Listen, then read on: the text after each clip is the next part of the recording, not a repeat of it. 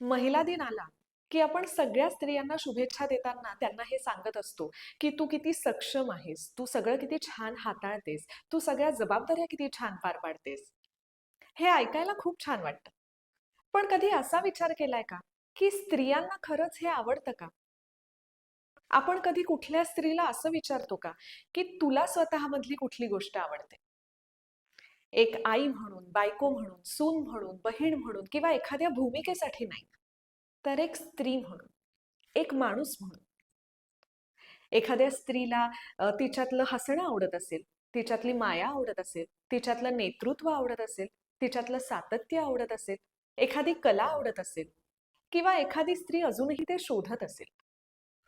चला तर मग, या महिला दिनाच्या दिवशी स्त्रिया इतरांसाठी काय करतात याची त्यांना आठवण करून देण्यापेक्षा, त्यांना स्वतःमधली कुठली गोष्ट आवडते आणि त्या ती कशी साजरी करू शकतात यासाठी प्रयत्न करूया.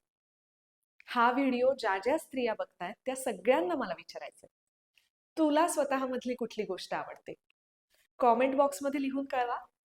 आणि जे पुरुष हा व्हिडिओ बघतायत त्यांनी तुमच्या आयुष्यातल्या स्त्रियांना हा प्रश्न नक्की विचारा.